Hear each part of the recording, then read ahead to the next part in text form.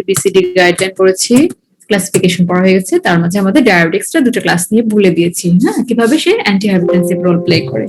এখন দেখো আজকে বলবো আমরা অ্যাঞ্জিওটেনসিন কনভার্টিং এনজাইম ইনহিবিটরস। হ্যাঁ, অ্যাঞ্জিওটেনসিন কনভার্টিং ইনহিবিটরস ড্রাগগুলো এগুলো কিভাবে আমাদেরকে হাইপারটেনশনে হেল্প করে সেটা আমরা দেখবো। তোমরা রেনিন অ্যাঞ্জিওটেনসিন সিস্টেম সম্পর্কে মোটামুটি প্রাথমিক কিছু ধারণা মনে হয় জানো, তাই না? তো কিডনিতে যে এক্সট্রাগ্লোমেরুলার অ্যাপারেটাস আছে, সেখানে থেকে রেনিন সিক্রেশন হয়। রেনিনের কাজ হচ্ছে অ্যাঞ্জিওটেনসিনোজেনকে অ্যাঞ্জিওটেনসিন 1 করা, তাই না? আর সেই 1 থেকে 2 হতে হেল্প করে হচ্ছে অ্যাঞ্জিওটেনসিন কনভার্টিং এনজাইম, যেটা লাংয়ে আছে, তাই না?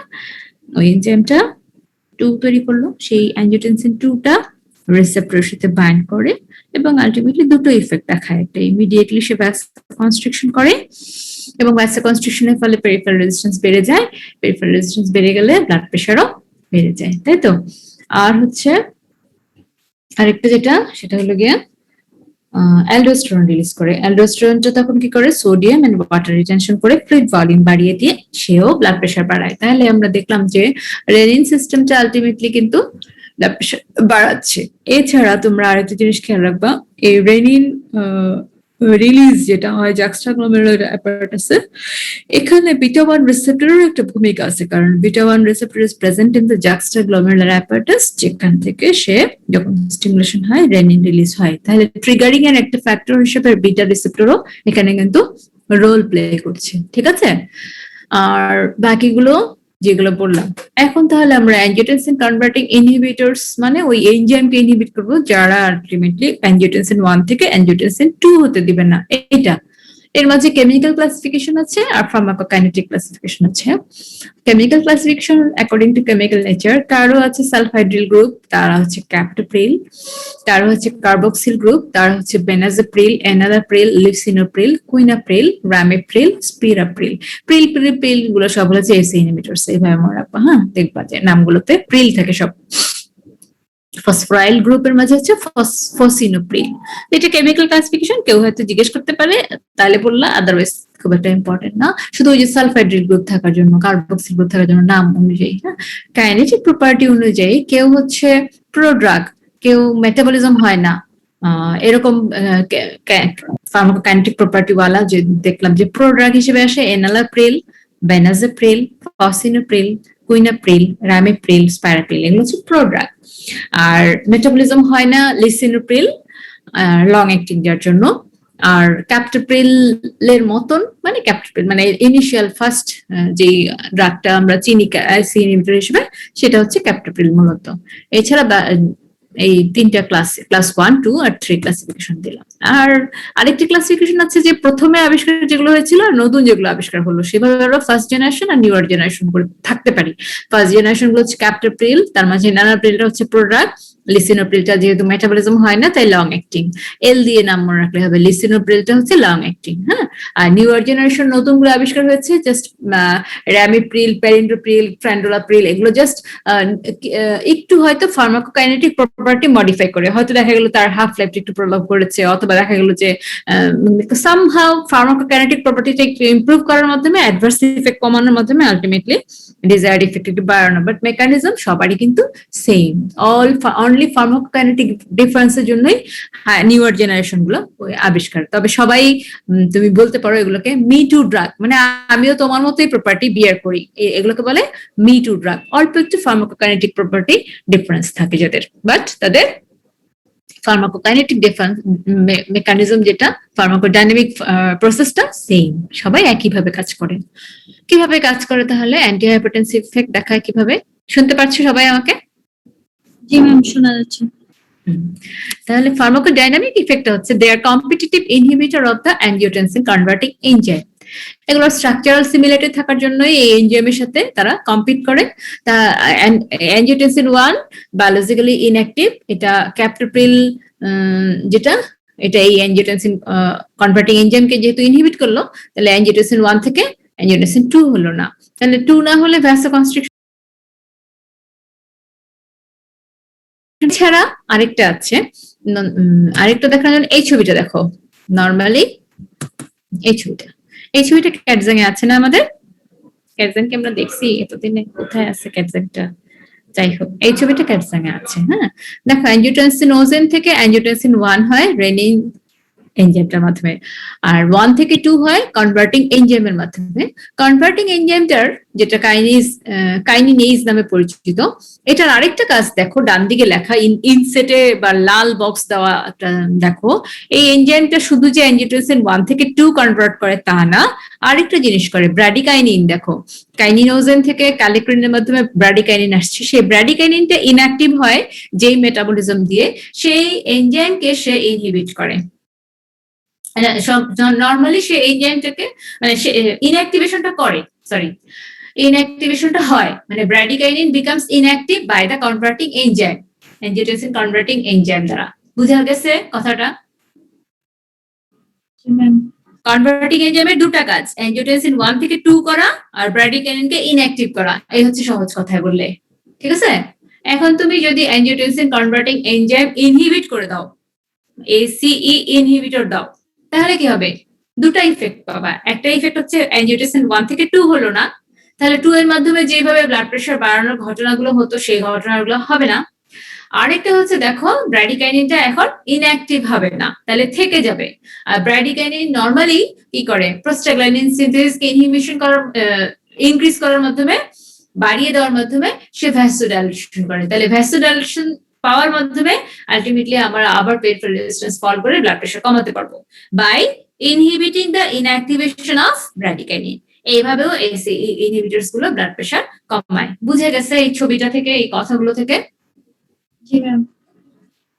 তাহলে দেখো এই কথাটা লিখছি, ব্র্যাডিকাইনিন inactivation also done by angiotensin converting enzyme. So ACE inhibitors inhibit inactivation of bradykinin, which is a potent endogenous vasodilator. So increased vasodilation, decreased peripheral resistance, decreased blood pressure.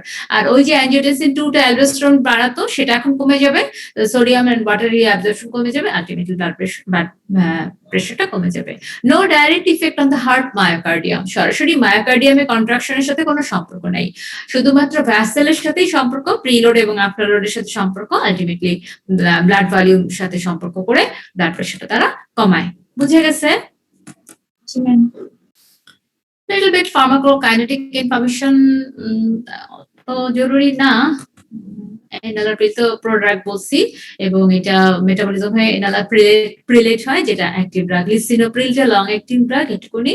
Converting এনজাইমটা সম্পর্কে আর তথ্য দেওয়ার দরকার নেই। কোথায় কোথায় তাহলে এই ইনহিবিটরস গুলো indicated? Effective in all grades of hypertension, mild, moderate, severe, যে কোনো গ্রেড হোক, সব জায়গাতে আমরা কাজে লাগাতে পারবো। হার্ট ফেলিউর, যেটা হার্ট ফেলিউর আমরা কাজে লাগাতে পারবো, হার্ট ফেলিউর আমরা কাজে লাগাতে পারবো। এটা হচ্ছে যেহেতু প্রিলোড কমায়, আফটারলোড কমায়, তাহলে কনজেশন গুলো কমাবে, সেই ক্ষেত্রে আমরা হার্ট ফেলিউর এটার ইম্পর্টেন্ট রোল দেখতে পাবো, এবং ফার্স্ট লাইন ড্রাগ হিসেবে হার্ট ফেলিউর আমরা ইউজ করবো। Diabetic nephropathy, long term treatment with ACE inhibitor যদি করি আমরা, prevents the progression of renal damage, renal disease এবং ওয়ার্সেনিং অফ রেনাল ফাংশন। এবং অ্যাঞ্জিওটেনসিন 2 যেটা বলছিলাম আমরা, এই অ্যাঞ্জিওটেনসিন কনভার্টিং এনজাইম ইনহিবিটরের কাজ কি? অ্যাঞ্জিওটেনসিন 1 থেকে অ্যাঞ্জিওটেনসিন 2 হতে দেয় না, তাই না? এই অ্যাঞ্জিওটেনসিন 2 টা কিন্তু খুব নটোরিয়াস, খুবই নটোরিয়াস। এটা ভ্যাসেলে যেমন ইফেক্ট ফেলে, অ্যালডোস্টেরনের উপর ইফেক্ট ফেলে, এছাড়া কিডনির উপর ইফেক্ট ফেলে, গ্লোমেরুলার পোর গুলোর সাইজ গুলোকে সে ভেঙে ফেলে, বড় করে ফেলে, ফলে দেখা যায় প্রোটিন লস হয়।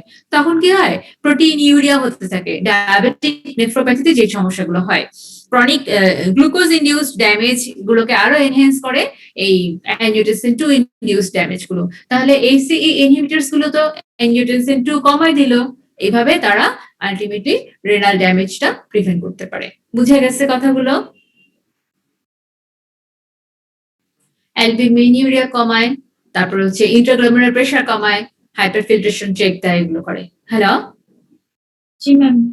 বুঝতে পারছো তোমরা কেন ডায়াবেটিক নেফ্রোপ্যাথিতে রেনোপ্রোটেক্টিভ হিসেবে এই ড্রাগটা কাজ করলো? জি ম্যাম। ডায়াবেটিক নেফ্রোপ্যাথিতে প্রোটিন ইউরিয়া হয়, প্রোটিন ইউরিয়া মানে প্রোটিন লস হয়। নরমালি তোমরা জানো প্রোটিনের মলিকুলার ওয়েট কিন্তু অনেক বেশি, তাই না? প্রোটিন তো এই গ্লোমেরুলার পোর দিয়ে যাওয়ার কথা না, তো সেই ক্ষেত্রে কিভাবে যাচ্ছে? ওই অ্যাঞ্জিওটেনসিন 2 টা ওই গ্লোমেরুলার পোর গুলোর সাইজ বড় করে দেয়, ড্যামেজ করে দিয়ে, হ্যাঁ বড় করে দেয়, গ্লুকোজ ইনডিউসড ইনজুরিটাও হয়। দুজন মিলে যে এই যে ড্যামেজ করলো তখন প্রোটিন লস হয়, আর প্রোটিন গুলো যাওয়ার সময় ছিঁড়ে খুঁড়ে যায়, তখন মানে ইয়েগুলা পোর্ট গুলা আরো বেশি ড্যামেজ হয়, ফলে প্রোটিন লসটা একদম বেশি প্রেডমিনেন্ট হয়। এই প্রোটিন ইউরিয়াটা তখন আলটিমেটলি রেনাল ফাংশন ইম্পেয়ারমেন্ট করে দেয় আরো বেশি। ইন্টারগ্লোমেরুলার প্রেসার কমা দিতে পারে, হাইপারফিল্ট্রেশন এগুলো কমা দিতে পারে। এইভাবে এই এনজিওটেনসিন কনভার্টিং এনজাইম ইনহিবিটর গুলো ডায়াবেটিক নেফ্রোপ্যাথিতে রেনাল প্রোটেকশন দিতে পারে। ঠিক আছে? আর মায়োকার্ডিয়াল ইনফাকশনের পরে হেল্প করতে পারে, কনজেস্টিভ কার্ডিয়াক ফেলিউর হওয়ার একটা সম্ভাবনা থাকে, সেই হার্ট ফেলিউরে যেহেতু ইমপ্রুভমেন্ট করতে পারে। এইভাবে এমআই এর পরে হার্ট ফেলিউর যেন না হয় সেই জন্য হেল্প করে। ইসকেমিক হার্ট ডিজিজে যারা ইসকেমিক হার্ট ডিজিজ হয় সেক্ষেত্রে প্রোটেক্টিভ সিগনিফিকেন্ট বেনিফিট দিতে পারে। প্রেশার কমালো, তারপরে এই রিইনফার্কশন যেটা হয়, মানে আবার পারফিউশন হলে যে ইনফার্কশন হওয়ার কথা, সেই রিইনফার্কশন যেটা হয় সেটাকে প্রিভেন্ট করে আলটিমেটলি হেল্প করে। এই হচ্ছে এসি ইনহিবিটরের ইসকেমিক হার্ট ডিজিজের রোল।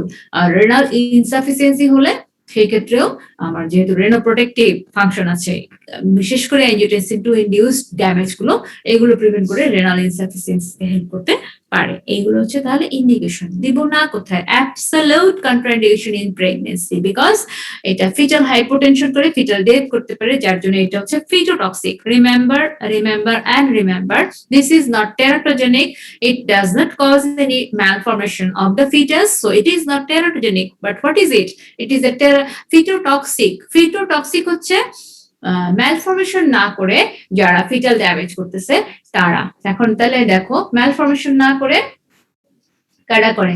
কারা করে? এই এসি ইনহিবিটর একমাত্র এখন প্রথম পাইলা তোমরা পরিচয়। এটা হাইপোটেনশন করে ফেলে, ব্লাড প্রেশার কমাই দিয়ে ফিটাল ডেথ করে দিয়ে আলটিমেটলি ফিটোটক্সিক হিসেবে পরিচিত হলো। আমি কি বুঝাতে পারছি টেরাটোজেনিক এবং ফিটোটক্সিক কথাটার মাঝে যে পার্থক্য আছে সেই কথাটা? জি ম্যাম। যেমন দেখো মেটফরমিন, হ্যাঁ, মেটফরমিনও কিন্তু এরকম ফিটোটক্সিক, কারণ ও কিন্তু হাইপোগ্লাইসিমিয়া করে। তুমি জানো ব্রেন কিছুক্ষণের জন্য গ্লুকোজ ডিপ্রাইভেশন হলে ও কিন্তু ওর নিজেকে আর ধরে রাখতে পারবে না, বাঁচতে পারবে না নার্ভ সেলগুলো। তাহলে এইভাবে হাইপোগ্লাইসিমিয়া করার মাধ্যমে, যদিও metformin is a euglycaemic drug for the adult person, but in case of fetus it's causing hypoglycaemia, এবং হাইপোগ্লাইসিমিয়া করার জন্য সে কিন্তু ultimately fetal death করা যায় without causing any malformation. তাহলে this metformin is also fetotoxic like this as inhibitor, যারা fetal malformation করবে না, কোনো congenital anomaly করবে না, organ development হ্যাম্পার করবে না, but fetal death করতে পারবে অন্য কোনো ভাবে, তারাই হবে ফিটোটক্সিক। কথাটা খেয়াল রেখো, কয়েকটা ড্রাগের নামও মনে রাখবা। হাইপারক্যালেমিয়া করে, তারপরে bilateral renal artery stenosis, sorry করে, যেহেতু ও নিজে করে তাই কন্ট্রাইন্ডিকেশন হবে হাইপারক্যালেমিয়াতে। বাইলেটারাল রেনাল আর্টারি স্টেনোসিস এটা কেন আমরা দিব না সেই কথাটা বোঝানোর জন্য আমাদের চক এন্ড ডাস্টারটা খুবই দরকার ছিল। চক এন্ড ডাস্টার যেহেতু নাই, এখন আমি কিভাবে বুঝাবো তোমাদেরকে? আমি চিন্তা করতেছি যে তোমাদের আমি যেটা বলবো তোমাদের কল্পনা করে অথবা খাতায় ছবিটা আঁকতে হবে। খাতায় ছবিটা আমি যেরকম আঁকি সেরকম তোমরা যদি আঁকো তাহলে বোঝানোটা সহজ হবে, আর আদারওয়াইজ আসলে কঠিন হয়ে যাবে। গ্লোমেরুলার বা ক্যাপিলারিতে, যে কোনো ক্যাপিলারি যদি চিন্তা করো, হ্যাঁ, একটা হচ্ছে প্রি ক্যাপিলারি ভেসেল থাকে আর পোস্ট ক্যাপিলারি ভেসেল থাকে, তাই না? একটা প্রি ক্যাপিলারি ভেসেল আর একটা পোস্ট ক্যাপিলারি ভেসেল। হ্যাঁ, এই প্রি ক্যাপিলারি ভেসেলের কন্ট্রাকশন মেইনটেইন করে হচ্ছে ক্যালসিয়াম আয়ন, আর পোস্ট ক্যাপিলারি ভেসেলে কন্ট্রাকশন মেইনটেইন করে হচ্ছে অ্যাঞ্জিওটেনসিন 2। বুঝে গেছে? জি ম্যাম। যে কোনো ক্যাপিলারিতে প্রি ক্যাপিলারি পোর্শনে কন্ট্রাকশনের জন্য দায়ী হয় ক্যালসিয়াম, আর পোস্ট ক্যাপিলারিতে কন্ট্রাকশনের জন্য দায়ী হয় অ্যাঞ্জিওটেনসিন 2। এখন দেখো, রেনাল আর্টারি স্টেনোসিস দুই দিকেই বলতেছো, হ্যাঁ, এটা যাওয়ার আগে আমি রেনাল আর্টারি স্টেনোসিস হলে তাহলে কি হবে? প্রি ক্যাপিলারি স্টেনোসিস হয়ে গেল। প্রি ক্যাপিলারি স্টেনোসিস যদি হয় তাহলে গ্লোমেরুলার ক্যাপিলারিতে ব্লাড সার্কুলেশন বেশি যাবে না কম যাবে বলো তো? কম যাবে। কমে যাবে। কম যাবে। কম গেলে তাহলে এই ক্ষেত্রে নরমালি যে আসলো ক্যাপিলারিতে কম ব্লাড, যাও পৌঁছাইলো, তাও যদি এখন ইয়ে দিয়ে চলে যায়, পোস্ট ক্যাপিলারি ভেসেল দিয়ে চলে যায়, তাহলে কি গ্লোমেরুলার ফিল্ট্রেশনটা মেইনটেইন হবে? জিএফআর মেইনটেইন করার জন্য না। ফ্লুইড থাকবে? না পারবে না। তাহলে আমাকে এই ক্ষেত্রে কি করতে হবে? পোস্ট ক্যাপিলারিতে কন্ট্রাকশনটা প্রিজার্ভ করতে হবে, যাতে আমার যা ক্যাপিলারিতে ব্লাড আসছিল সেটাও পোস্ট ক্যাপিলারি ভেসেল দিয়ে লস না হয়ে যায়, ঠিক কিনা? জি ম্যাম। তাহলে এই ক্ষেত্রে এই যে অ্যানজিওটেনসিন 2 ইনডিউসড কন্ট্রাকশনটা এখানে কিন্তু আমার ডিজায়ার্ড, আমি চাইবো, so that we can preserve blood in the capillary and GFR is maintained. এই জন্য এখন এই অবস্থায় যদি আমি ACE ইনহিবিটর দিয়ে দিই তাহলে কি হবে? এনজিওটেনসিন 2 টা তৈরি হবে না, মানে হবে না। হবে না। ACE ইনহিবিটরটা এই ফাংশনটাকে ইনহিবিট করে দিবে, তাহলে আমার পোস্ট ক্যাপিলারি ভ্যাসোডাইলেটেশন হয়ে যাবে, আর ভ্যাসোডাইলেটেশন হয়ে গেলে যাও আমার রেনাল আর্টারি স্টেনোসিস থাকার জন্য অল্প একটু ব্লাড ক্যাপিলারিতে আসছিল, জিএফআর মেইনটেইন করছিল, সেটা এখন আর আসতে পারবে না, তাই না? ব্যাপারটা কি বুঝে গেছে? জি তাহলে এই ঘটনাটা মানে in case of bilateral renal artery stenosis this is indicated or contraindicated? Contraindicated. Contraindicated, ঠিক আছে? তাহলে এই ছবিটা খেয়াল রেখো, হ্যাঁ, মানে আমি যা বললাম মাথার মধ্যে রাখার চেষ্টা করো। Why we are giving contraindication of the ICE inhibitors in bilateral renal artery stenosis? আর যেহেতু হাইপোটেনশন করে তো সিস্টেমিক ব্লাড প্রেশার কম থাকলে তখন আমরা দিব না। অ্যাডভার্স ইফেক্টের মাঝে কয়েকটা ইম্পর্টেন্ট অ্যাডভার্স ইফেক্ট আছে, যেমন একটা হচ্ছে ফার্স্ট ডোজ হাইপোটেনশন ম্যাম দিলে প্রথম একটা কোশ্চেন ছিল যে প্রি ক্যাপিলার পোস্ট ক্যাপিলারের মধ্যে গ্লোমেরুলার আর্টারি ক্যাপিলারের মধ্যে আমরা পড়ছিলাম যে এফারেন্ট আর ইফারেন্ট আর্টারিও, হ্যাঁ, হ্যাঁ, আমরা হ্যাঁ, এফারেন্টটাকে প্রি আর ইফারেন্টটাকে হ্যাঁ হ্যাঁ পোস্ট হ্যাঁ দিতে সেটাই, পারবো। অ্যাফারেন্টটাকে ইয়ে করবা, প্রি ধরবা, আর ইফারেন্টটাকে পোস্ট ধরবা, বুঝছো? ওইটাই বলতে যাচ্ছি। অ্যাফারেন্ট ইফারেন্ট নামটা ভুলে গেছিলাম, বয়স্ক ম্যাডাম তো ভুলে গেছি, এই প্রি আর পোস্ট টা মনে ছিল। তাহলে অ্যাফারেন্টের যে ভ্যাসোকনস্ট্রিকশন হচ্ছে ক্যালসিয়াম দিয়ে, এখন এখানে নরমালি বলতেছিলাম যে ন্যারো হয়ে গেছে, তাহলে অ্যাফারেন্ট আর্টেরিয়াল দিয়ে ব্লাড কম আসতেছিল, যাও আসতেছিল তাও ইফারেন্ট ভ্যাসেল দিয়ে চলে যাচ্ছিল, তো ইফারেন্ট ভ্যাসেল দিয়ে যেন না যায় ওইখানে অ্যানজিওটেনসিন 2 ইনডিউসড কন্ট্রাকশনটা তখন প্রিজার্ভ করা দরকার। এই জন্য এই ক্ষেত্রে আমাকে কন্ট্রাইন্ডিকেশন অফ অ্যাসি ইনহিবিটর গুলো তখন আমরা আর দিব না, ঠিক আছে? জি ম্যাম। আচ্ছা, এখন তাহলে অ্যাডভার্স ইফেক্টে যেটা বললাম ফার্স্ট ডোজ ফেনোমেনন, একদম প্রথম ডোজ দেওয়ার সাথে সাথে হাইপারটেনশন হয়ে যায়, দুম করে ব্লাড প্রেশার ফল করে, specially during the poster change. এই ঘটনাটা এসিই ইনহিবিটরস এ হয়। আমরা এটা আর কোন ড্রাগে পড়েছিলাম মনে আছে? ম্যাম হঠাৎ করে যদি প্রাজোসিন দেই তাহলে ট্রানজিশন দিলেই দুম করে ব্লাড প্রেশার ফলে, দুম করে গ্যাংলিয়ন ব্লকার দিলেও হয়, আর এরকম কয়েকটা ড্রাগ আমরা পড়েছি, হ্যাঁ।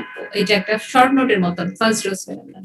এই এসি ইনহিবিটর গুলো সেটা করে। তাহলে আমরা একই রুলস ওদেরকে দেওয়ার ক্ষেত্রে কখন দিব? রাতে ঘুমাতে যাওয়ার আগে দিব, সকালে দিব না। ঘুম থেকে উঠে পোস্টার চেঞ্জের ঝামেলার জন্য হঠাৎ করে হাইপারটেনশন হয়ে অ্যাটাক, সিনকোপাটাল অ্যাটাক হয়ে মাথা ঘুরে পড়ে যেতে পারে, এগুলো দিব না আমরা, হ্যাঁ। পারসিস্টেন্ট ড্রাই কাফ করে, ওই যে বলছিলাম ব্র্যাডিকাইনিন অ্যাকুমুলেশন করে, কথাটা খেয়াল আছে? ইনঅ্যাক্টিভেশন অফ দ্য ব্র্যাডিকাইনিন ইনহিবিশন করলো যে, তাহলে ব্র্যাডিকাইনিনটা অ্যাকুমুলেশন হয়, ব্রঙ্কিয়াল মিউকোজাতে গিয়ে অ্যাকুমুলেশন হয়ে সে খুশখুশ করে একটা কাশি করে। সো পেশেন্টকে তুমি যখন এই ইনহিবিটর গুলো দিবা, কয়েকদিন পরে সে ফিরে এসে বলবে যে স্যার আমার কিন্তু খুশখুশ করে কাশি হচ্ছে, and if it is a troublesome then you have to shift to another drug or otherwise you can continue. troublesome এবং খুশখুশ কাশতে বলছে, মানে পেশাব ঝরে ফেলতেছে, তারপরে সে নামাজ কালাম পড়তে পারছে না, এই ধরনের ঝামেলা যদি হয়ে যায় তখন তো তোমাকে অবশ্যই শিফট করে ফেলতে হবে। But is it clear to you why the dry cough occurs in case of this AC inhibitors? Clear হয়েছে তোমাদের? পরিষ্কার হয়েছে? জি ম্যাম। ব্র্যাডিকাইনের সাথে এটা সম্পর্ক, এবং ব্র্যাডিকাইনটা এই কাশিটা করে ব্রঙ্কিয়াল মিউকোজাতে। বায়োলেটারাল রেনাল স্টেনোসিস যেটা কি বলছিলাম, এখানে তো আমরা দিব না, দিলে কি করবে দেখো, গ্লোমেরুলার ফিল্ট্রেশন, এই যে ওই যে এই কথাগুলো লেখা আছে, যে কথাগুলো তোমাদেরকে ছবির মাধ্যমে বলছি, অ্যানজিওটেনসিন 2 এর মাধ্যমে মেইনটেইন হয় ইফারেন্ট আর্টেরিয়াল কনস্ট্রিকশন করে। তো এখানে দিলে যে আইসি ইনহিবিটর যদি দাও তাহলে আলটিমেটলি এই মেইনটেনেন্সটা হবে না, রেনাল ফেলিউরটা অ্যাগ্রাভেশন হবে, এই জন্য আমরা এখানে দিব না, ঠিক আছে? হাইপারক্যালেমিয়া করে, হাইপারক্যালেমিয়া করে যেহেতু এই জন্য সে আলটিমেটলি এটা কন্ট্রাইন্ডিকেটেড, র্যাশ করতে পারে, অ্যাঙ্গিওইডিমা করতে পারে, আর প্রোটিনিউরিয়া, হেভি প্রোটিনিউরিয়া এটা প্যারাডক্সিক্যাল ইফেক্ট হিসেবে মাঝে মাঝে হতেও পারে, কিন্তু এটা রেনোপ্রোটেক্টিভ হিসেবে আমরা মূলত জানি। টেরাটোজেনিক হচ্ছে এটা ফার্স্ট ট্রাইমেস্টারে ফিটাল মর্টালিটি। আর এখানে এই টেরাটোজেনিসিটি টার্মটা তোমরা কেটে দিবা, এটা কারেকশন করে ফেলো। এটা এটা ফার্স্ট ট্রাইমেস্টারে মর্টালিটি বাড়ায় দেয়, এটা হাইপোটেনশনের মাধ্যমে। ইট ইজ নট টেরাটোজেনিক ইনফ্যাক্ট। এটা কাটে পেলেও তোমরা নিয়েতে লেকচার নোটে এটা তোমরা লেখো ফিটোটক্সিক, ঠিক আছে? এখানে লেখাটা ভুল হয়েছে আমার, দেখতেছি, কারণ it is not a teratogenic. আর তবে ফার্স্ট ট্রাইমেস্টারে করে কিনা এটা আমি একটু শিওর হয়ে নিয়ে দেখে দিব না তোমাদেরকে। সেকেন্ড এবং থার্ড ট্রাইমেস্টারে তো টেরাটোজেনিসিটির কোনো ব্যাপার নাই, সেই ক্ষেত্রে হাইপোটেনশন অ্যানিউরিয়া করে সেই ক্ষেত্রে কিন্তু ফিটোটক্সিকই হয়, ঠিক আছে? ফার্স্ট ট্রাইমেস্টারের কথাটা আমি আরেকটু শিওর হয়ে নিয়ে তোমাদেরকে কনফার্ম করে দিব, ঠিক আছে? আরেকটা জিনিস যেটা করে, বলো বলো। না ম্যাম কিছু না। বুঝছি এটা। নতুন একটা টার্ম দেখো, ডিসজিউসিয়া। ডিসজিউসিয়া দিয়ে কিন্তু একবার এই অস্পিতে আসছে। কোন ড্রাগটা ডিসজিউসিয়া করে? ওটার অর্থ হচ্ছে টেস্ট সেন্সেশনটা আল্টার করে দেয়। টেস্ট সেন্সেশন আল্টার করে দিচ্ছে এই এসি ইনহিবিটর, যেটা টার্মটার নাম কি? ডিসজিউসিয়া। হ্যাঁ, তবে এটা রিভার্সিবল, বন্ধ করে দিলে টেস্ট আবার ঠিক ফিরে আসে। তাহলে আলটিমেটলি এসি ইনহিবিটর গুলো preferable drug for diabetes with hypertension, কারণ it is having a renal-protective function, better efficacy than ARB, বলে ব্রাইক আপ করে, common adverse effect, first dose phenomenon avoid করার জন্য লো ডোজ এট নাইট শুরু করব। বলে যে ডায়াবেটিস মেলাটাসটা করতে দেয় না, এটা কেন ব্যাখ্যা জানা নেই। অ্যাংজিওটেনসিন রিসেপ্টর ব্লকার। রিসেপ্টর ব্লকার গুলো রিসেপ্টরে বাইন্ড করবে এবং অ্যাংজিওটেনসিন 2 কে বাইন্ড করতে দিবে না। আলটিমেটলি ওর দুইটা কাজ ছিল, সেটা হতে দিবে না।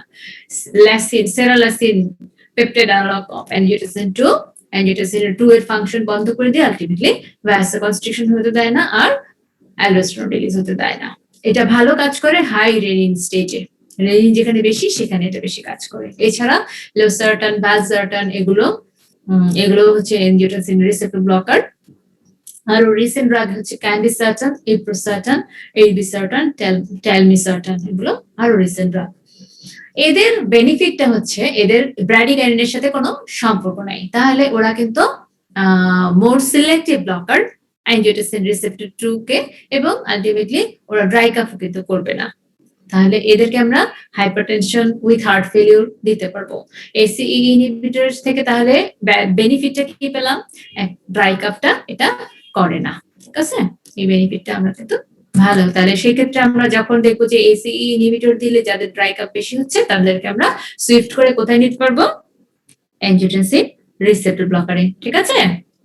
এখন আসো ক্যালসিয়াম চ্যানেল ব্লকার। তাহলে ক্যালসিয়াম চ্যানেল ব্লকার এফারেন্ট আর ইফারেন্ট আর্টারিয়ালে যে ঘটনাটা আমরা পড়লাম একটু আগে, সবাই শুনতেছো? জি ম্যাম। এফারেন্ট আর্টারিয়ালে যে কন্ট্রাকশন মেইনটেইন করে কে বললাম? ক্যালসিয়াম। Calcium ion. তার ইফারেন্ট আর্টারিয়ালে অ্যাংজিওটেনসিন 2। অ্যাংজিওটেনসিন 2। এখন এই কথাটা খেয়াল রেখো, হ্যাঁ? আচ্ছা, ক্যালসিয়াম চ্যানেল ব্লকার গুলো ক্লাসিফিকেশনে, এই ক্লাসিফিকেশনটা খুব ইম্পর্টেন্ট। কেউ হচ্ছে ভ্যাসোসিলেক্টিভ, কেউ হচ্ছে কার্ডিও সিলেক্টিভ, কেউ হচ্ছে দুই জায়গাতেই কাজ করবে, ভ্যাসেল এবং হার্ট। তো ভ্যাসেল এবং হার্ট দুই জায়গাতেই কাজ করে, দুইটা দিয়ে ডিলটিয়াজেন, এভাবে একটু খেয়াল রাখি আমি, সাধারণত মনে থাকে না তো। ডিলটিয়াজেন দুই জায়গাতেই কাজ করে, এইভাবে মনে রাখি। ভেরাপামিনটা কার্ডিও সিলেক্টিভ, আর ভ্যাসোসিলেক্টিভ গুলো সব পিন, মূলত নিফেডিপিন, অ্যামলোডিপিন, নিকারডিপিন, এছাড়া ব্যাপ্রিডিল চলে আসছে, বাট পিন গুলো সব ভ্যাসোসিলেক্টিভ, ঠিক আছে?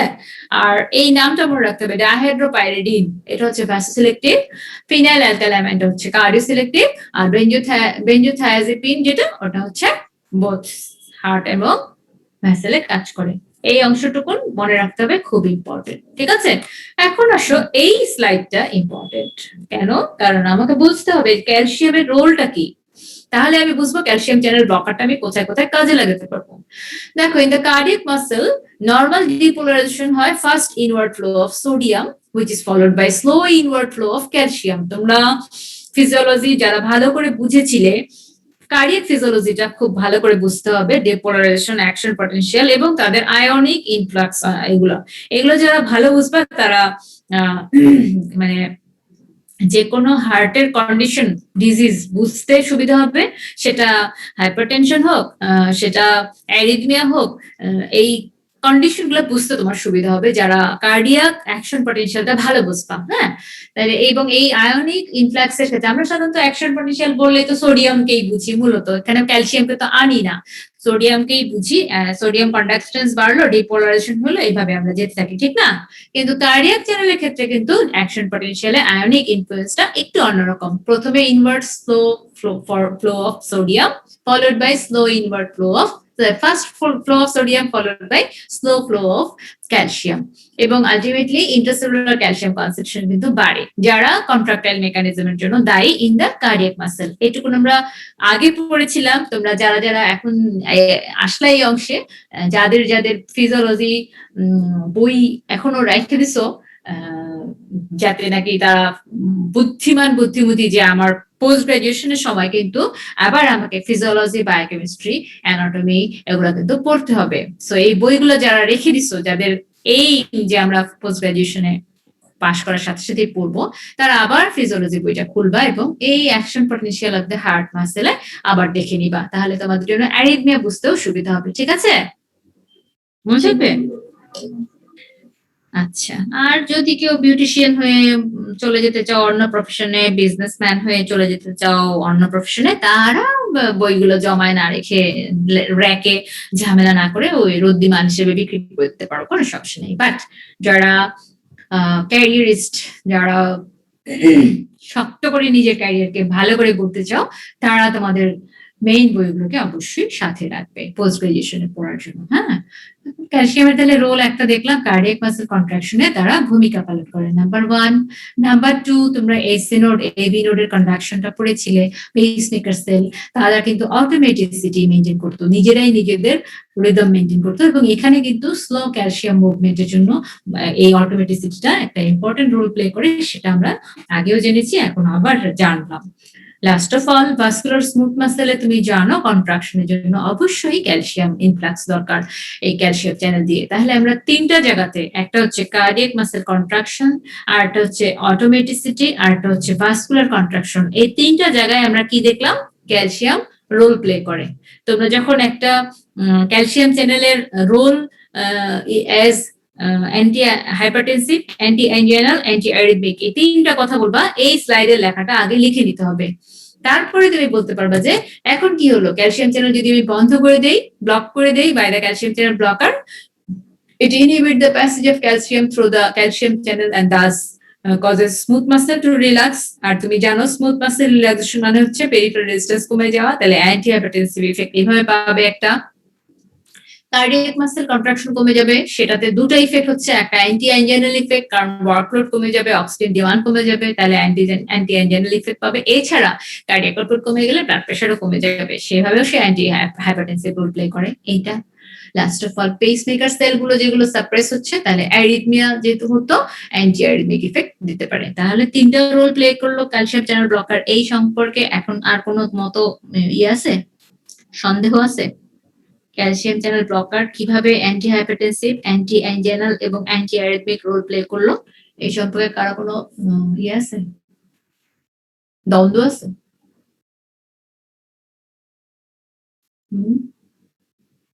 স্কেলেটাল মাসেলে কিন্তু কোনো ঝামেলা নেই, কারণ skeletal muscle use intracellular calcium for contraction and does not depend on calcium influx. এই যে ডিপোলারাইজেশন সময় যে ইনফ্লাক্স হইতেছিল, যেগুলো cardiac muscle, vascular smooth muscle, অটোমেটিসিটির জন্য দায়ী ছিল, স্কেলেটাল মাসেলের জন্য দায়ী না। এই জন্য স্কেলেটাল মাসেল কিন্তু রিল্যাক্সেশন হয় না। হ্যালো, জি ম্যাম। শোনা যাচ্ছে না। শুনতে পারছো কিন্তু বুঝতে পারছো কিনা জিজ্ঞেস করলাম, যে বলতেছো না যে তিনটা জায়গায় যে তার ইম্পর্টেন্ট রোল প্লে করলো ক্যালসিয়াম চ্যানেল ব্লকার গুলো, এটা বোঝা গেছে? Anti hypertensive role, anti anginal role এবং অ্যান্টি অ্যারিথমিক রোল। ঠিক আছে, আচ্ছা। তাহলে ফার্মাকোলজিক্যাল ইফেক্ট কি কি পেলাম? ভ্যাসোডাইলেশন করে সে, নেগেটিভ আইনোট্রপিক ইফেক্ট দেখায়, নেগেটিভ ক্রোনোট্রপিক ইফেক্ট দেখায়। এছাড়া আহ, বলে যে হাই ডোজ দিলে ইনসুলিন রিলিজ ইনহিবিশন করে, এগুলো প্রবাবল ব্যাখ্যা জানা নাই। তারপর প্লেটলেট অ্যাগ্রিগেশন ইন্টারফেয়ার করে, এগুলো জানা নাই। পি গ্লাইকোপ্রোটিন, এটা ইফ্লাক্স অফ ড্রাগ এর সাথে একটা সম্পর্ক, এটা যখন আমরা অ্যান্টিবায়োটিক পড়াবো তখন আমরা বলবো। পি গ্লাইকোপ্রোটিনকে ব্লক করে দেয়, thus reverse the resistance of cancer cell to chemotherapy. এভাবে ক্লিনিক্যাল এত এখনো এস্টাবলিশড হয়নি, এগুলো আদার রোল আর কি। তবে প্রথম রোল যে তিনটা সেগুলো আমরা খেয়াল রাখবো। ভ্যাসোডাইলেশন করার জন্য অ্যান্টি হাইপারটেনসিভ, নেগেটিভ আইনোট্রপিক ইফেক্টের জন্য ফোর্স কন্ট্রাকশন কমানোর জন্য দুটো, একটা হচ্ছে অ্যান্টি অ্যাঞ্জিনাল, একটা হচ্ছে অ্যান্টি হাইপারটেনসিভ।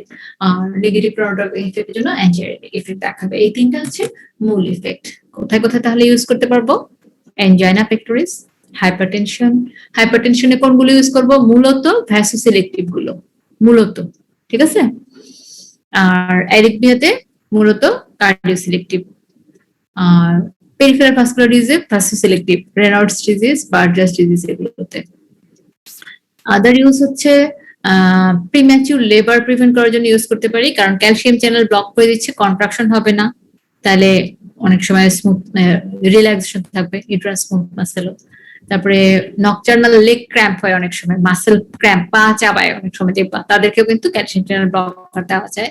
মাইগ্রেন প্রোফাইলিক্সিসে বলে, কিন্তু আই হ্যাভ ডাউট, বিকজ এটা তো ভ্যাসোডাইলেশন আরো করে, তো এটা হওয়ার কথা কিনা আমি জানি না। সাবঅ্যারাকনয়েড হিমোরেজে দিতে পারে, সেটাও কেন আমি জানি না। অ্যাডভান্টেজ কি হলো তাহলে? এটার অনসেটটা কুইক, লং অ্যাক্টিং পাওয়া যায়, মোটামুটি একেবারে ভালো অ্যান্টি হাইপারটেনসিভ হিসেবে তোমরা ব্যবহার করতে পারো। আদার অ্যাডভান্টেজ হচ্ছে হিমোডাইনামিক্স তেমন কোনো ঝামেলা করে না, সিডেশন করে না, সিএনএস অ্যাডভার্স ইফেক্ট নাই, এই জন্য। অ্যাজমা থাকলে কোনো ঝামেলা নাই, অ্যাঞ্জিনা থাকলে আরো প্রেফারেবল, ভাস্কুলার প্রেফারেল ডিজিজ হলে আরো প্রেফারেবল। রেনাল ফাংশন ইম্পেয়ার করে না বলতেছে, কিন্তু আমি একটু পরে যাচ্ছি, যেটা সেটা হচ্ছে গিয়া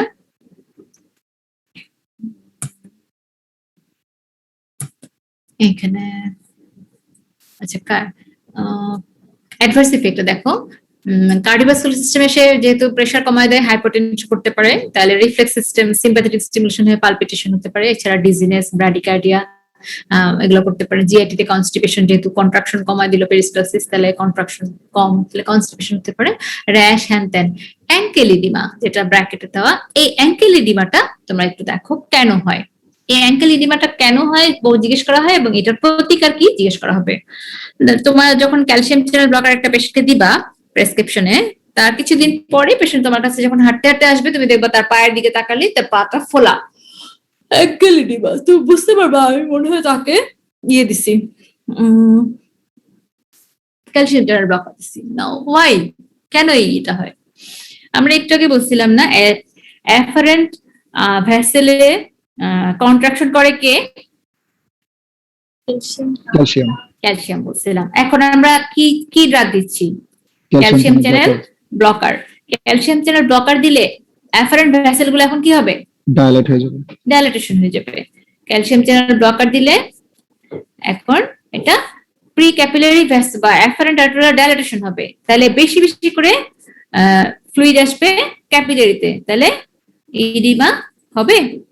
জি ম্যাম, হবে। এখন আমার এই ক্ষেত্রে আমার এই এখন কি করা উচিত? যদি ফ্লুসামাইড দেই ডায়াবেটিক্স হিসেবে, ডায়াবেটিক্স দিলে কি হবে? তাহলে ফ্লুইডটা লস হবে, ফ্লুসামাইডটা এখানে আসলে কোনো কাজ করবে কি? কারণ তুমি এটা ইন্ডাস্ট্রিয়াল ফ্লুইডে চলে গেছে ফ্লুইডটা, তাই না? তোমাকে এখন করতে হবে কি, এই ক্যাপিলারিতে যেন ফ্লুইড না জমে, যাতে সেটা ইন্ডাস্ট্রিয়াল স্পেসে চলে যেতে না পারে, ওটাকে পোস্ট ক্যাপিলারি ভ্যাসেলস বা অ্যাফারেন্ট আর্টারি দিয়ে বের করে দিতে হবে, বুঝছো? জি ম্যাম। বের করে দিতে হলে এখন তাহলে তোমাকে কি করতে হবে?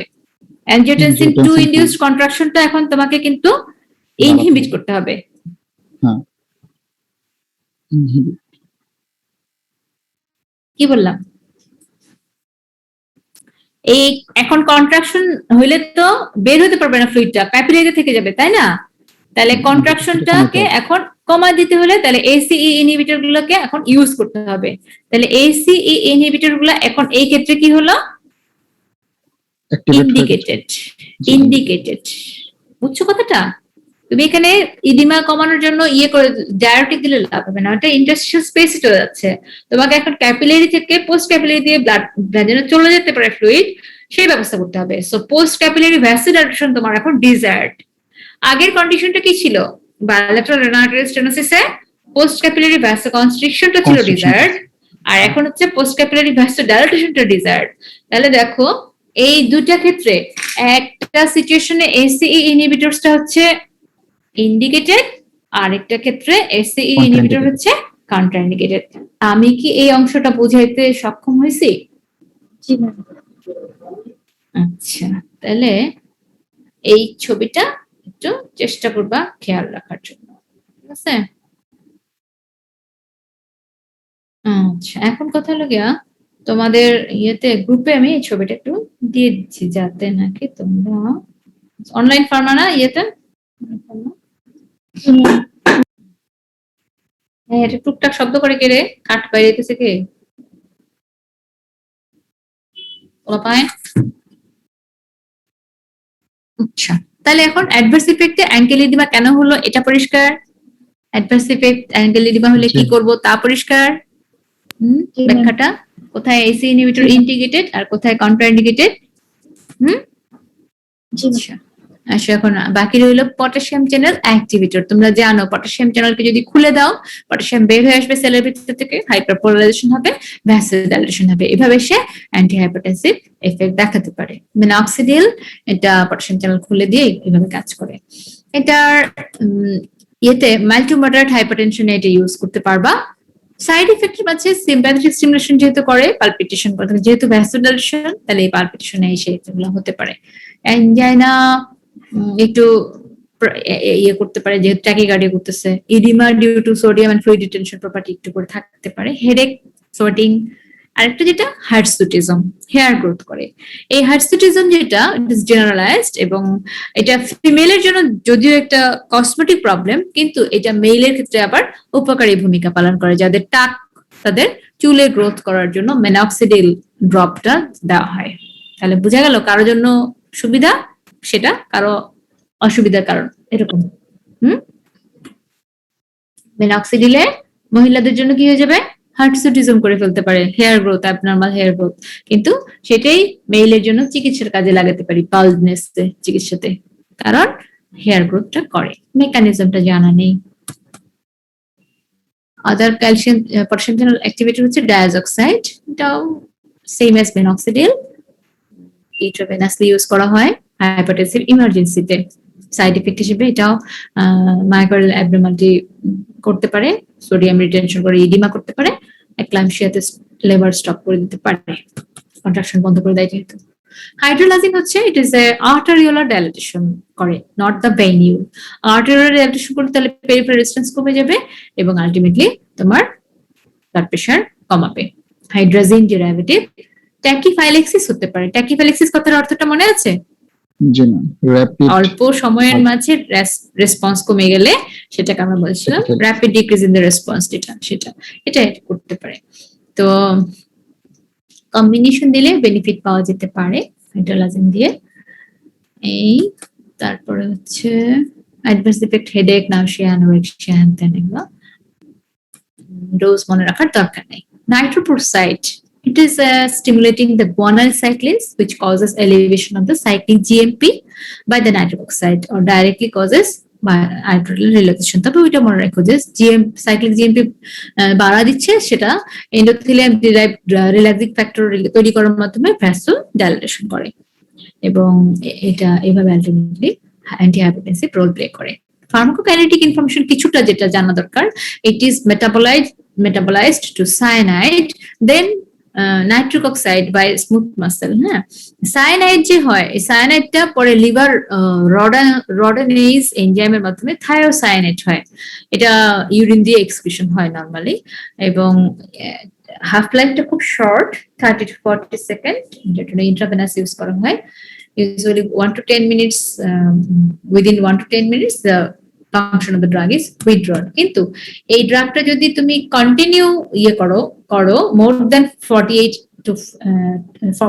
আওয়ার্স এর বেশি যদি কন্টিনিউ করো, তখন ওই যে মেটাবোলাইট যেটা থায়াসাইনের ওইটা টক্সিসিটি হতে পারে। ওই টক্সিসিটি হলে উইকনেস, ডিসঅরিয়েন্টেশন, সাইকোসিস এগুলো হতে পারে। এটাই এটার বিপজ্জনক ব্যাপার। আদারওয়াইজ ইমার্জেন্সি রিডাকশনের জন্য কুইক কাজ করবে, ইন্ট্রাভেনাস দিয়ে তুমি হেল্প পেতে পারো। এই হচ্ছে তোমার নাইট্রোপোসাইড সম্পর্কে ইনফরমেশন। সিম্পাথোপ্লেজিক ড্রাগ কি আমি আজকে বলবো নাকি নেক্সট ক্লাসে বলবো, ঈদের পর বলবো? হ্যালো, তোমাকে টাইম বেশি নাই। আজকে দেরি হয়ে যাওয়ার জন্য এটা বলতে পারলাম না। তাহলে আমি ঈদের পরেই বাকিটুকু বলতে পারি। আলফা ব্লকার, বিটা ব্লকার এগুলো তো তোমাদের আর বলাই হয়ে গেছে। আমরা শুধু সিম্পাথোলাইটিক ড্রাগগুলো দিয়ে আমরা একটা রিভিশন দিয়ে দিব না অ্যান্টিহাইপারটেনসিভ ক্লাসে, ঠিক আছে? আচ্ছা, তোমাদের মাইনুল প্রশ্ন করেছিল যে প্রোস্টেটিক হাইপারট্রফি যখন হয় তখন আমরা ট্যামসোলোসিনটা দিলে কিভাবে হেল্প হয়। হ্যাঁ, এখানে আমি তোমাদেরকে সবাইকে বলছি, মাইনুল শুনো। যখন প্রোস্টেটিক হাইপারট্রফি হয়, বিনাইন হাইপারপ্লাসিয়া বা হাইপারট্রফিতে, বিনাইন প্রোস্টেটিক হাইপারট্রফিতে, তো প্রোস্টেটের যে ক্যাপসুল, খেয়াল করো আমি স্মুথ মাসেল বলছি এই জন্য তোমাদের কনফিউশন হচ্ছে। প্রোস্টেট একটা ক্যাপসুল দ্বারা আবৃত থাকে, সেই ক্যাপসুলটা ভেতরে, প্রোস্টেটটা যখন হাইপারট্রফি হতে থাকে তখন ক্যাপসুলটা তো একটা টাইট ক্যাপসুল। হ্যাঁ, শুনতেছো? শুনতেছি। টাইট ক্যাপসুল হওয়ার জন্য, এবং প্রোস্টেটটা আছে কিন্তু ইউরেথ্রার উপরে, তাই না? তো এখন এই যে টেনশনটা ক্রিয়েট হচ্ছে হাইপারট্রফি হওয়ার জন্য, সেটা গিয়ে তখন ইনওয়ার্ড প্রেসার দেয় over the urethra, so there is blockade of the passage, so retention আরো এনহ্যান্স হয়ে যায়। এমতো অবস্থায় এই ক্যাপসুলটাকে যদি আমি রিল্যাক্স করে দিতে পারি, তাহলে টেনশন যেটা হচ্ছিল প্রোস্টেটিক হাইপারপ্লাসিয়ার, সেটা ইনওয়ার্ড না হয়ে আউটওয়ার্ড প্রেসার হবে, তখন ইনওয়ার্ড প্রেসার ওভার দ্য ইউরেথ্রাটা রিলিজ হয়ে যাবে। এইভাবে রিটেনশন ইমপ্রুভ করতে হেল্প করছিল। ওই alpha 1A receptor is present in the capsule of the prostate. ওই ক্যাপসুলে সে তখন যখন ট্যামসোলোসিনটা বাইন্ড করবে, তখন ওই স্মুথ ক্যাপসুলটাকে রিল্যাক্স করে দিলে হাইপারট্রফিটা যেটা, সেটা বাইরের দিকে, ক্যাপসুলকে ধাক্কা দিয়ে দিয়ে বাইরের দিকে আসতে পারবে, তখন ইনওয়ার্ড ভিতরের প্রেসারটা রিলিভ হয়ে যাবে। বুঝাইতে পারছি আমি কথাটা?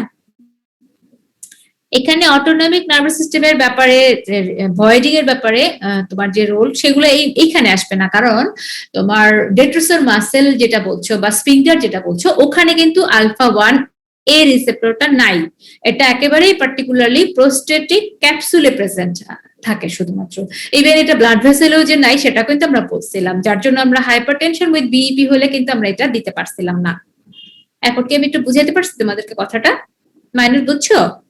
জি ম্যাম, তাহলে কি আলফা 1A মানে এই হিসাবে, এই ব্লকারটা হিসেবে আমি ট্যামসোলোসিনটাই তাই দিই না, যেহেতু ট্যামসোলোসিনটা আলফা 1 এ থাকে।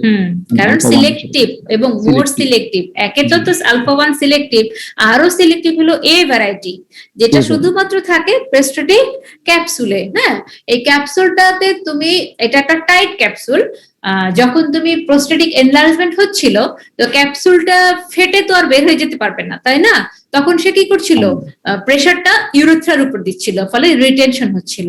তো তুমি এই প্রেসারটা রিলিফ করার জন্য ক্যাপসুলটাকে যদি রিল্যাক্স করতে পারো, তখন প্রেসারটা ভিতর দিকে না গিয়ে বাইরের দিকে আসতে পারবে, এনলার্জ হতে হতে। ওইটাই আর কি, এভাবে সে ভয়েডিং এ হেল্প করছে। তাহলে এখানে ব্লাডার বা ইউরেথ্রা আসলে তেমন কোনো কাজ না না না না, ব্লাডার বা ইউরেথ্রাতে সে কোনো রোল প্লে করবে না, কারণ এই রিসেপ্টরটা সেগুলোতে নাই। ঠিক আছে? জি ম্যাম। আমি আসলে যে স্মুথ মাসেল মনে হয় উল্লেখ করছিলাম বা বলে ফেলছিলাম, তার জন্য তোমাদের একটু কনফিউশন হয়েছিল। It is not the smooth muscle, it is the capsule on which the receptor is present, particular receptor that is more selective and it is inhibited by the specific drug tamsulosin, যার জন্য only BEP থাকলে ট্যামসোলোসিনে রিটেনশনটা relieve করার জন্য সে help করতে পারে। ঠিক আছে? জি ma'am, এটা বুঝতে পারছি ma'am, thank you ma'am. Welcome. এই হলো তোমার প্রশ্ন করবা, কোনো অসুবিধা নাই। যার যত প্রশ্ন থাকে আমরা চেষ্টা করবো সেগুলো ওভারকাম করার জন্য। ফার্স্ট ট্রাইমেস্টার এই ইনহিবিটরটা আমার নিজের মনে হচ্ছে যে সম্ভবত করে কিনা আমি মনে করতে পারছি না, এই জন্য। কিন্তু সে টেরাটোজেনিক এর চেয়েও বেশি হচ্ছে সে ফিটোটক্সিক। ফিটোটক্সিসিটি তার মূল সমস্যা, যার জন্য আমরা এটা কন্ট্রাইন্ডিকেটেড এবং অ্যাবসলিউট কন্ট্রাইন্ডিকেটেড, দিবই না আমরা, কোনো ট্রাইমেস্টারে দিব না, বাচ্চা মরে যাবে হাইপোটেনশন হয়ে। ঠিক আছে, এই আর কি। ঠিক আছে, তাহলে আজকের মতো এখানে শেষ করি। এবং নেক্সট হচ্ছে তোমাদের ঈদ মোবারকের জন্য সুস্থ থাকবা, স্বাভাবিক থাকবা, আমাদের জন্য দোয়া করবা যেন আমরা স্বাভাবিক সুস্থ থাকতে পারি। মালিয়া ম্যাডামের জন্য, আব্বার জন্য দোয়া করবা। ম্যাডামের স্বাভাবিকভাবেই মন খারাপ, আমাদেরই মন খারাপ, ওনার তো খারাপ লাগছেই। সো সবাই সবার প্যারেন্টসদের কেয়ার নিও, নিজেদের কেয়ার নিও। ঈদের সময় কোলাকুলি করার দরকার নাই, ঈদের সময় মানে গ্যাদারিং এ যাওয়ার দরকার নাই। সুস্থ থাকো, স্বাভাবিক থাকো, ভালো থাকো। ঈদ মোবারক সবাইকে। ঠিক আছে, আসসালামু আলাইকুম। আসসালামু আলাইকুম।